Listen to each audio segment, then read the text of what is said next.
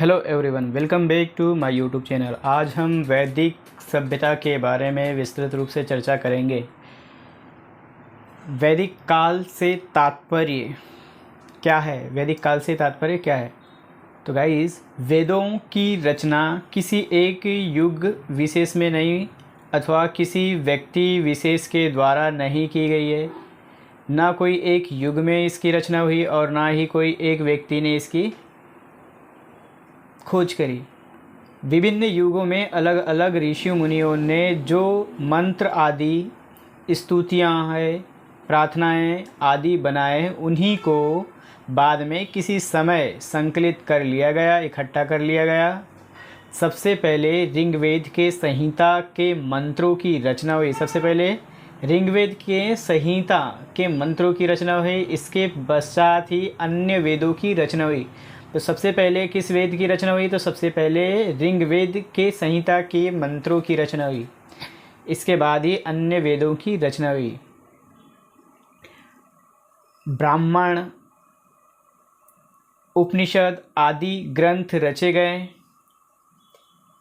ब्राह्मण है, उपनिषद है और भी आदि ग्रंथ जो है रचे गए। इस संपूर्ण वैदिक साहित्य को रचने और संकलन करने में संभव है कई सैकड़ों वर्ष लग गए या 1000 वर्ष से भी अधिक वर्ष लग गए। यद्यपि निश्चित सीमा निर्धारित करना अति दुष्कर कार्य है। क्योंकि फिर भी विद्वानों की जो धारणा है, इस संपूर्ण वैदिक साहित्य की रचना लगभग ईसा से 2500 वर्ष से लेकर ईसा पूर्व 200 वर्ष तक के युग में हुई। इस दीर्घकालीन युग को हम लोग वैदिक युग कहते हैं। तो ये वैदिक काल से तात्पर्य है। वैदिक काल का विभाजन। वैदिक काल का विभाजन दीर्घ वैदिक काल को दो भागों में विभाजित करके पढ़ते हैं। पहला है पूर्व वैदिक काल और दूसरा है उत्तर वैदिक काल। तो पहला पूर्व वैदिक काल को ऋग्वैदिक काल भी कहते हैं। जो पूर्व वैदिक काल को ऋग्वैदिक काल भी कहते हैं। क्यों? क्योंकि इस युग में ऋग्वेद की रचना हुई। क्यों कहते हैं? क्योंकि इसी युग में ऋग्वेद की रचना हुई। ऋग्वेद जो है वेदों में सबसे प्राचीन है। ऋग्वेद क्या है? ऋग्वेद वेदों में सबसे प्राचीन वेद है। ऋग्वेद की रचना में ही लगभग 1 सहस्त्र या इससे अधिक वर्ष लगे हों। इस अवधि में आर्यों का राजनीतिक, धार्मिक, सामाजिक और आर्थिक जीवन विशेष रूप से रहा होगा। इसीलिए ऋग्वैदिक काल या पूर्व वैदिक काल के जीवन का अलग रूप से विवेचन किया जाता है। इस काल का जीवन आर्यों की सबसे प्राचीन सभ्यता और संस्कृति है। फिर भी सभ्यता में क्रमिक विकास होता है। आर्यों के धार्मिक, सामाजिक, राजनीतिक और आर्थिक जीवन में भारी क्रांतिकारी परिवर्तन हुए हैं। ऐसे उथल पुथल और विकास उत्तर वैदिक काल में हुए हैं। अतः इसका जो विवेचन पूर्व वैदिक काल के जीवन के विवेचन के पश्चात होगा।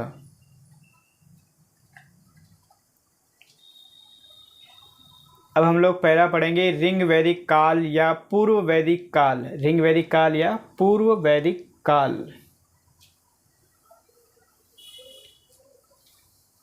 ऋग्वैदिक काल या पूर्व वैदिक काल में आर्यों का प्रदेश कौन सा है? तो ऋग्वेद में अफगानिस्तान और पंजाब की नदियों ऋग्वेद में अफगानिस्तान की और पंजाब की नदियों के वर्णन से तथा पर्वतों के उल्लेख से ऐसा स्पष्ट होता है कि ऋग्वैदिक काल पूर्वी अफगानिस्तान से लेकर गंगा की घाटी के उत्तरी व पश्चिमी भाग तक के प्रदेश में आर्यों का आधिपत्य स्थापित हो चुका था। आर्य लोग आ चुके थे। इस क्षेत्र का बृहत्तर भाग सप्त सिंधु यानी इसकी 7 नदियों का देश नाम से प्रसिद्ध था। ऋग्वेद के युग में आर्यों ने दक्षिण भारत में उपनिवेश स्थापित नहीं किए थे और गंगा यमुना के दोआब में वे पूर्व की ओर अधिक आगे नहीं बढ़ पाए थे। इस युग में आर्यों के जीवन के विभिन्न पहलुओं का विवरण हम लोग निम्नलिखित रूप से पढ़ेंगे। तो गाइस, पहला है राजनीतिक जीवन। ऋग वैदिक काल या पूर्व वैदिक काल में राजनीतिक जीवन कैसे था, इसके बारे में हम लोग पढ़ेंगे। यानी ऋग वैदिक काल में आर्यों के राजनीतिक जीवन के बारे में हम लोग विस्तृत रूप से चर्चा करेंगे। तो गाइस, आर्यों के राजनीतिक संगठन व संस्थाओं का जो हम लोग विवेचन निम्नलिखित है। पहला, राजनीतिक इकाइयाँ। तो राजनीतिक इकाइयाँ जो आर्यों की थी वो शासन की न्यूनतम इकाई, वो भी पितृसत्तात्मक परिवार थे। शासन की जो न्यूनतम इकाई पितृसत्तात्मक परिवार थे। परिवारों के समूहों को जो एक ही स्थान पर बस गए थे उन्हें ग्राम कहते थे। परिवार के जो समूह जो कि एक ही स्थान पे बस गए थे उसको क्या बोले इसने, गाँव बोले। ग्राम का प्रमुख व अधिकारी जो है ग्रामीणी होता था। गांव का अधिकारी या प्रमुख कौन होता था, ग्रामीणी होता था।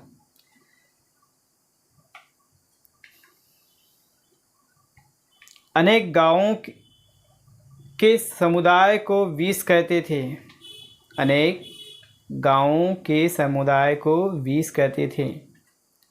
कई सारे ग्राम को मिलाकर ये एक समुदाय को क्या बोलते थे, वीस कहते थे। और उसके प्रमुख अधिकारी को वीसपति कहते थे। अनेक विषयों के जो समूह है इसको जन कहा जाता था और जन के प्रधान को राजा या गोप कहा जाता था। ध्यान से देखिए, सुनिए। ग्राम का मुखिया कौन, ग्रामीणी, या प्रमुख अधिकारी कौन, ग्रामीणी। अनेक गांवों के समुदाय को क्या बोला इन्होंने, वीस कहा। और वीस का प्रमुख अधिकारी कौन होता था, वीसपति होता था। और अनेक वीस के समूह को जन कहा जाता था और जन के जो प्रधान होते थे वो राजा या गोप कहा जाता था। और आर्यों के सारे प्रदेश को राष्ट्र। ऋग्वैदिक काल में आर्यों के कई छोटे छोटे राज्य थे और इनमें परस्पर संघर्ष भी होता था।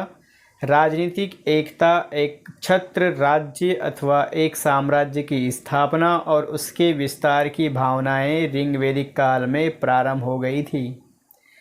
इस समय आर्यों के जनराज्य अधिक प्रसिद्ध थे। इनके नाम जैसे कि पुरु, तुर्वस, यदु, अनु, द्रव्य, भरत, कृवि, त्रिशु आदि थे। तो हमने देखे गांव, गांव के बाद में 20, 20 के बाद में जन और जन के बाद में महाजनपद पढ़ोगे, महाजनपद। दूसरा पॉइंट है इसका राजतंत्रात्मक शासन।